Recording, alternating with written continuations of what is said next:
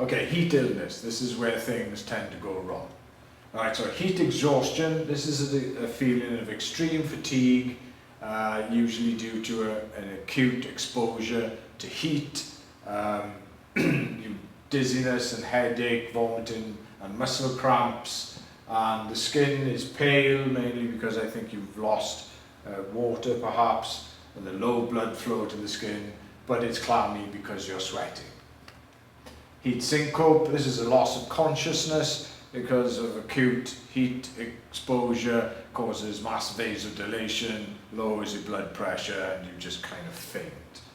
And then, but heat stroke is a breakdown of the function of the CNS. You've been too hot for too long, and the hypothalamus now doesn't really know what's going on, and your thermoregulatory centers go into malfunction, and your body temperature rises to about 40 to 43 degrees C. There's absence of sweating because the thermoregulatory centers aren't working properly.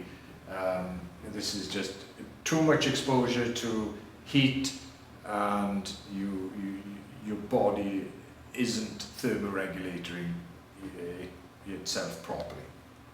And then you have this anesthetic hypothermia, also known as malignant hypothermia, and this is where you're on the operating table, you've been given an anesthetic, and all of a sudden your body just cranks up the heat.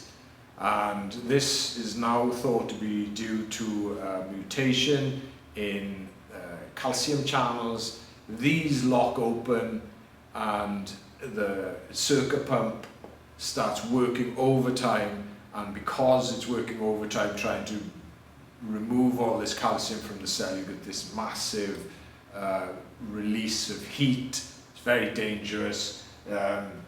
Or sodium dantrolene is what is kept in virtually every surgery room because of this problem. But if you can manage to keep the person cool, then the body seems to overcome it.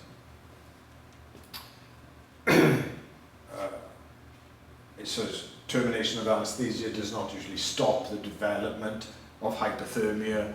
You just kind of have to keep the body cool and apply dantrolene sodium to inhibit this calcium release.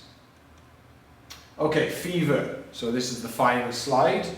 And what is fever? So fever is a change in set point, and this occurs through pyrogens, and these can either be endogenous or exogenous. Endogenous are going to be cytokines, inflammatory mediators, and exogenous are going to be bacterial, pathogens, viral things. And what they do is they stimulate prostaglandins and cyclic AMP, and this changes the hypothalamic set point. It rises.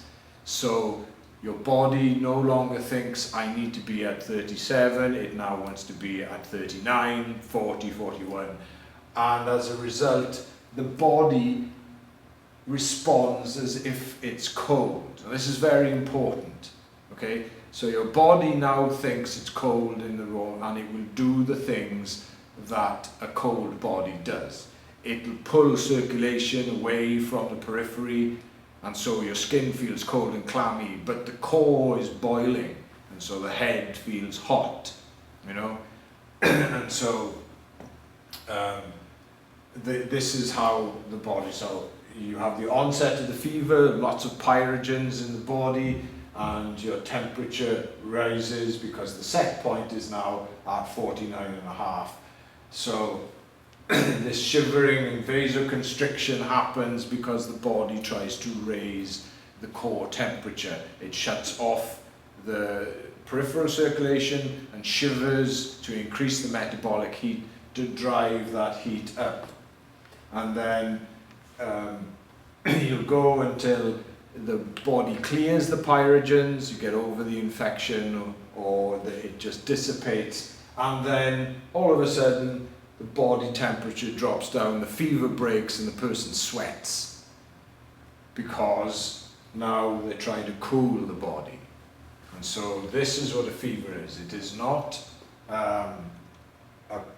a temperature regulated disorder, but it is a normal physiological response to an infection caused by these pyrogens. It's a change in the set point, and your body responds as if it's cold until the pyrogens are gone, and then it cools itself down. And so once the fever breaks, that's when the person starts to sweat.